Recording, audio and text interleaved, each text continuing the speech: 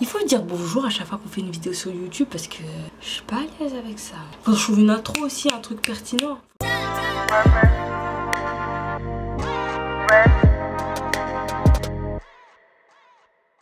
J'aurais juste besoin d'aide, que tu me dises un peu pour l'entrée. Qu'est-ce que je peux dire de cool? Ok, bon. Et j'ai essayé de faire plein de premières vidéos, ça n'a pas abouti, donc je pense qu'on va rentrer dans le vif du sujet direct. J'ai regardé là. Oh, c'est bon, j'en ai marre là. Arrête. Je te regarde. Tu me regardes, tu souris, je suis stressée. Okay.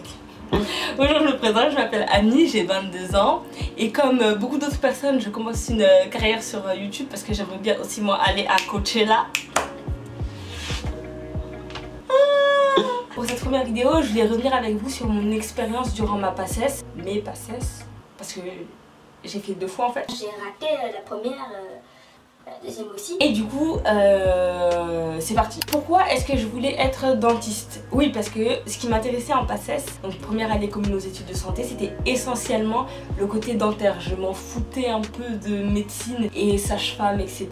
et pharmacie, et kiné. C'est pas des métiers qui m'intéressaient. J'étais venue pour dentaire. Pourquoi? Parce que en fait, j'ai eu depuis petite une très bonne expérience quand j'allais chez mon dentiste. Je sais pas si c'est un des traits des psychopathes, j'en avais pas peur. J'aimais tous les petits outils qu'il utilisait et je voulais savoir chaque outil à quoi ça servait. C'est un métier que je trouvais très minutieux, fallait avoir de la dextérité, qui a fait que je me suis dit ce métier là. C'est une fois en fait où mon cousin m'avait lancé une tongue dans l'œil en fait et je suis partie à mon rendez-vous chez mon dentiste avec des lunettes de soleil parce que obviously the drama queen. J'avais des lunettes de soleil. Mon dentiste il m'a posé des questions du style mais pourquoi t'as des lunettes de soleil? Qui t'a fait ça? Oh ça fait mal. C'est ton cousin qui t'a fait ça? Sur le coup je me suis dit oh il est tellement attentif, prend tellement de temps et de compassion avec ses patients. Plus tard j'apprendrai que en fait ce sont les questions que tu poses quand tu veux faire un signalement auprès de l'assistance sociale, mais sur le coup je trouvais ça tellement mignon. Ensuite la deuxième chose qui a fait que j'ai aimé ce métier, c'est en fait une fois que je suis passée de ces dents là à ces dents là, je suçais mon pouce quand j'étais petite, donc j'avais des dents comme ça comme un poney, vraiment vers l'avant. J'ai porté des bagues et je me suis rendu compte une fois que le traitement était terminé que si j'étais restée avec les dents que j'avais eu quand j'étais petite, ça aurait été très dur à assumer parce que franchement mes dents elles étaient éclatées.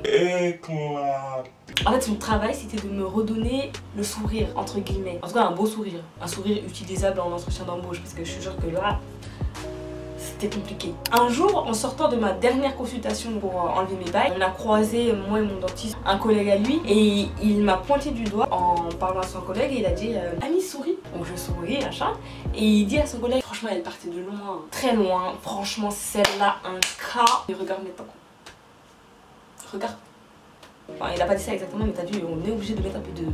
Du coup moi j'étais un peu déboussolée parce que je me suis dit comment ça je pars de loin, du calme, qui te paye en fait, qui te paye. Mais en même temps j'ai été touchée par le fait que sa fierté ce soit de m'avoir donné ce sourire là. C'est le truc qui me complexait le plus et que si j'avais grandi sans avoir un traitement, je sais que ça aurait été un truc qui aurait été vraiment pénalisant pour moi. Et aujourd'hui c'est une des choses que j'aime le plus chez moi. J'étais émue. Et bref, il y a plein de choses qui entourent aussi ce métier. Je kiffe en gros ce métier depuis que je suis toute petite. Venir avec des objets contendants comme ça, des listouris, des trucs et les gens ils disent aussi ok, let's go. Je kiffe la confiance qu'on accorde aux professionnels de santé, je trouve ça un peu fou. Maintenant, mon parcours scolaire pour devenir dentiste, on sait que c'est des très longues études. En plus, moi, ce qui m'intéressait, c'était plus l'ortho. On oscille entre 6 et 9 années d'études. Est-ce que moi, j'ai le temps? En fait, j'ai des choses à faire, j'ai une vie à vivre là. Il fallait que les notes elles suivent. Et je suis partie voir l'assistante d'orientation. Conseillère d'orientation, pardon. Vous savez, c'est cette personne qui te permet de trouver une voie complètement différente de celle que tu lui as demandé. Et cette dame m'a gentiment expliqué qu'il fallait que j'ai des notes supérieures à celles que j'avais pour prétendre à ce genre de métier. Et les professeurs non plus, j'ai pas eu forcément de soutien. J'arrive à la fac. Moi, j'imaginais la fac, j'arrive les bouquins entre les bras, les sororités, les campus étudiants, les fêtes, les trucs, les assos sportifs. Que nenni. Enfin, que vraiment ça mériterait une vidéo à part entière parce que c'est vraiment surcoté, surclassé, franchement. Ma première année du coup en PACES, je n'étais pas préparée et je savais pas ce qui allait me tomber dessus. On vous parle de la PACES mais pour vivre la PACES. Il faut vivre la PACES. C'est très grave. La première année je suis arrivée un peu comme ça. Relax.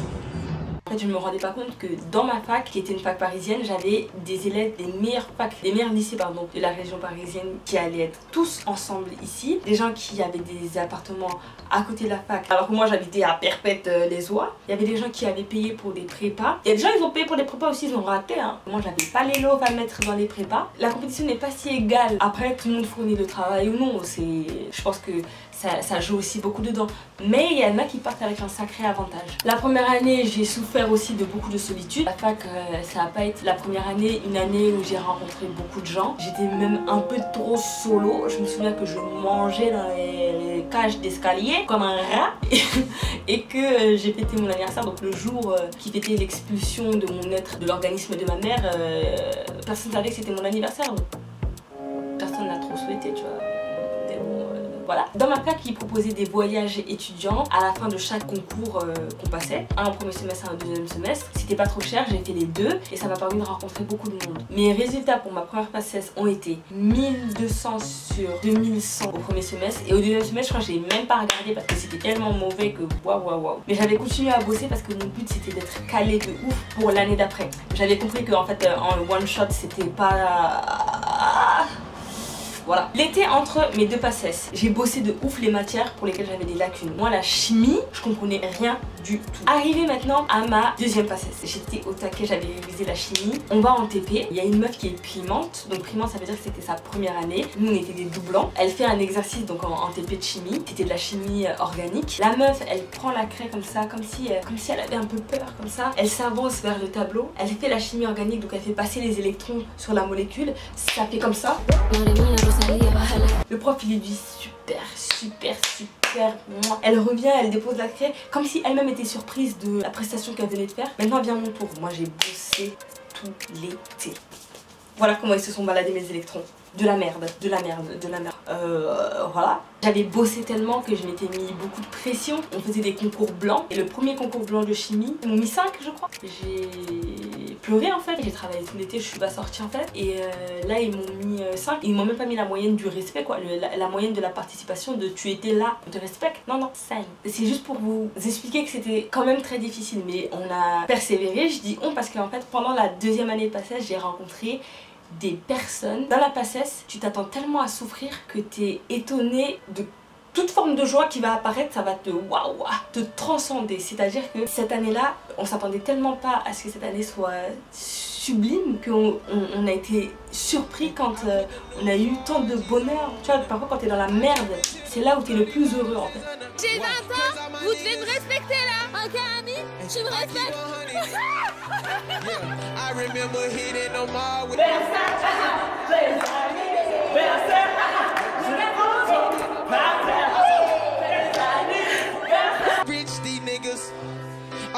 On a pris le gâteau le nôtre, ce n'est pas le vôtre, hein? C'est les nôtres. Paris-France. Parce que vraiment ce qui en est ressorti c'est j'ai rencontré des gens, j'ai travaillé en équipe, on a travaillé ensemble, on faisait des fiches ensemble etc. Et là ça m'a boosté de ouf. Là mes notes elles ont commencé à augmenter significativement. Mon travail il était vachement plus riche, j'apprenais beaucoup plus vite. On faisait des chansons pour apprendre, on faisait des chorégraphies pour apprendre. On s'amusait tout en apprenant et j'avais l'impression que c'était la meilleure façon d'apprendre.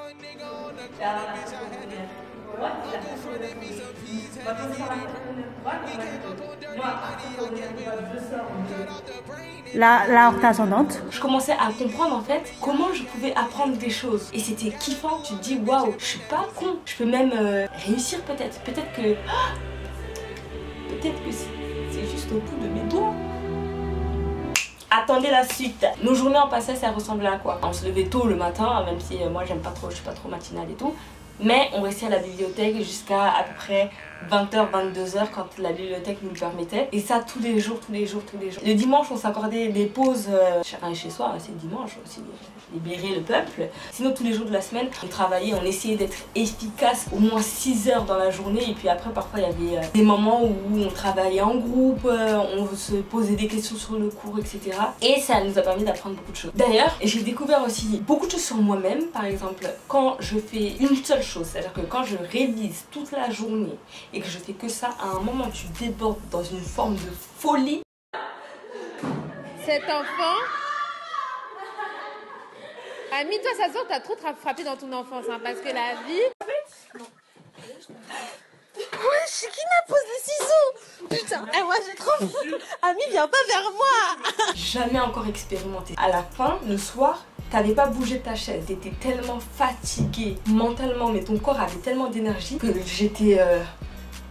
On va parler aussi des sorties inexistantes, le flow inexistant, c'est-à-dire que t'es dégingandé de septembre à mai, t'es claqué au sol, J'étais tellement vilaine. Walk a mile in this Louis Vuitton. Un flow sorti des ténèbres. Par contre, si vous voulez maigrir, je vous conseille la passesse parce que le stress de la passesse, ça fait perdre les kilos incroyables. J'ai développé aussi la myopie de l'étudiant. Je ne savais même pas que ça existait ce truc. Passesse, ça peut te bousiller tes yeux. Tu ressors de la passesse, tu vois flou en fait. Tu t'es désorienté. J'ai perdu ma vision à cause de la passesse à force de lire et de lire et de lire et de lire et de lire et de lire. Il faut parler des résultats. Le premier semestre de ma deuxième année de passesse, j'ai été classée à peu près 600 sur les 1200 élèves. Et c'est pas un classement de fou, mais c'est un classement qui donne de l'espoir, étant donné que moi je fais partie de ceux qui préfèrent le par cœur et j'ai des facilités à retenir beaucoup de choses. Partant de ça, je me disais, ça peut passer. Donc j'ai gardé espoir pendant tout le deuxième semestre. Le deuxième semestre, j'ai taffé.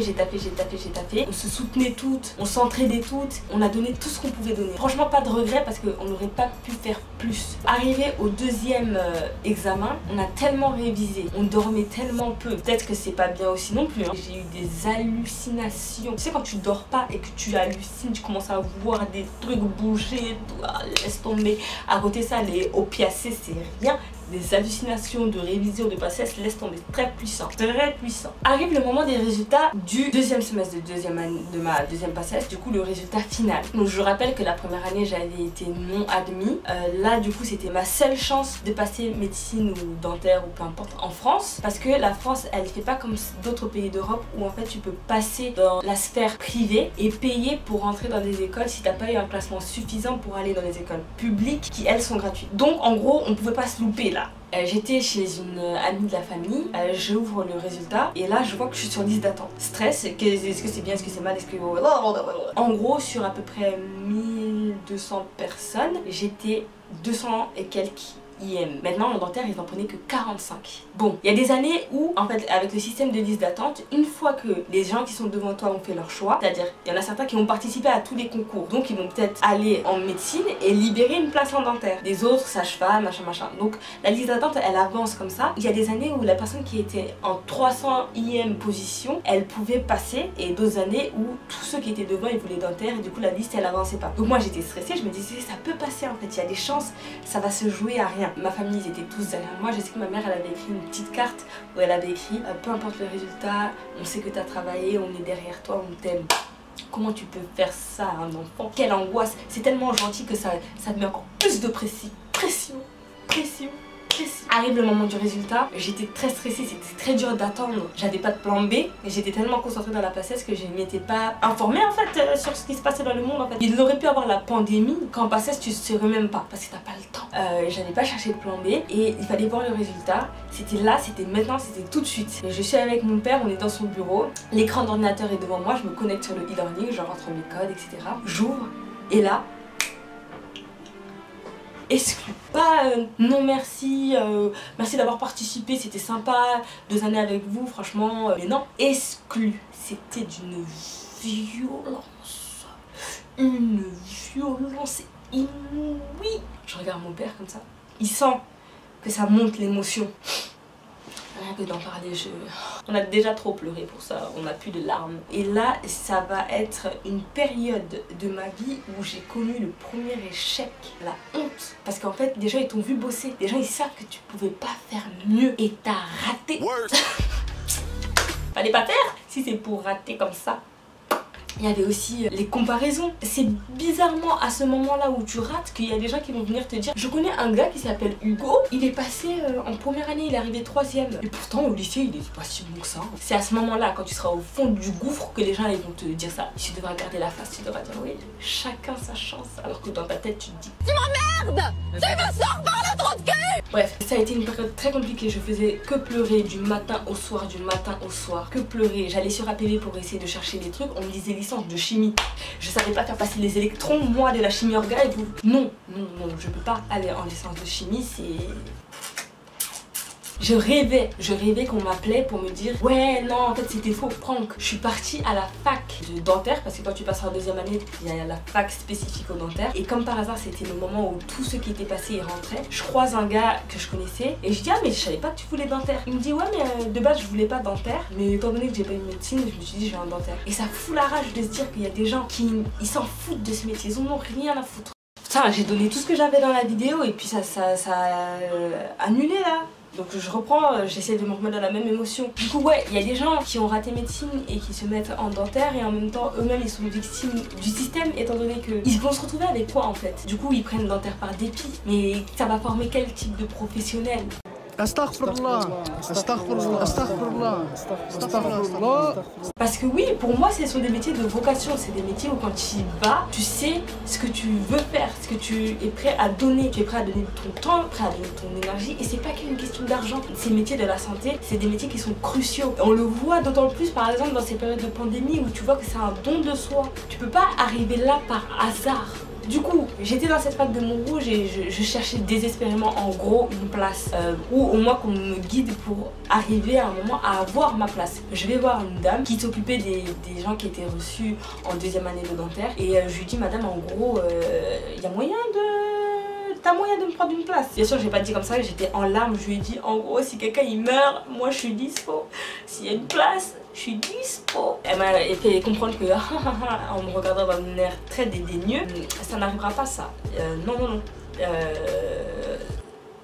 Quitte le navire. J'ai quand même forcé et je lui ai dit madame est-ce qu'il y a un moyen, si je vais à l'étranger, est-ce que je peux venir me spécialiser dans votre fac? Elle m'a regardé, elle m'a dit faudrait déjà que tu réussisses à te former à l'étranger et une fois que ça sera fait peut-être on verra. Je suis sortie avec tellement peu d'espoir, j'étais tellement démoralisée, j'avais pas d'option, j'avais pas d'échappatoire. Oui, j'avais tenté de prendre une place en fait en dentaire étant donné que au classement final j'étais arrivée 89e sur 700 personnes et ils prenaient 45 personnes.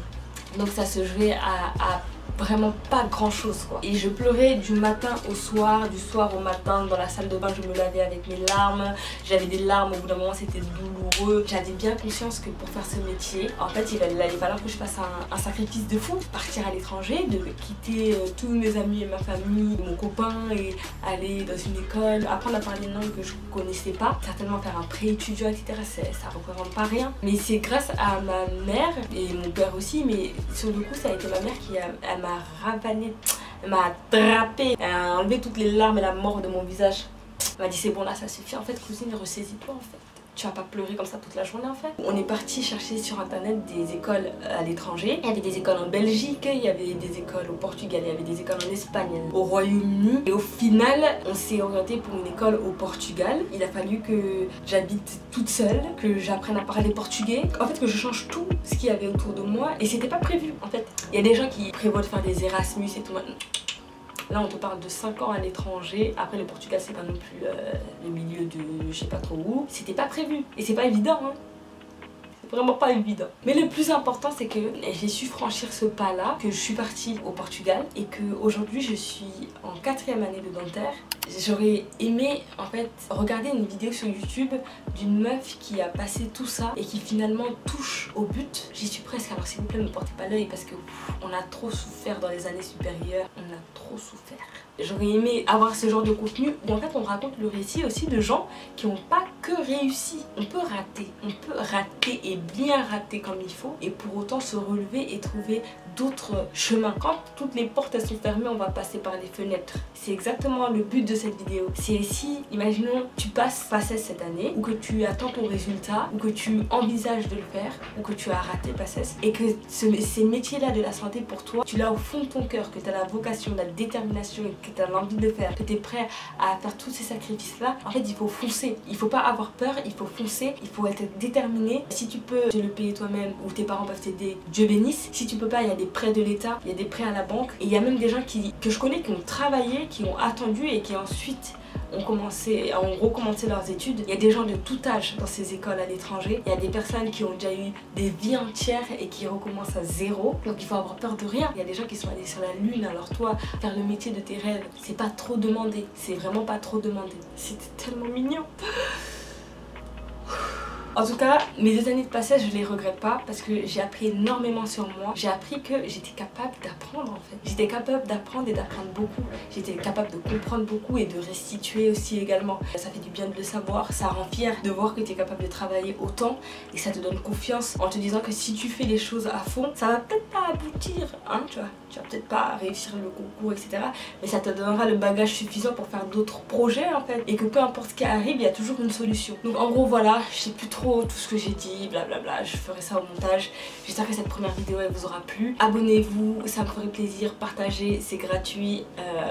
Et voilà. Ciao.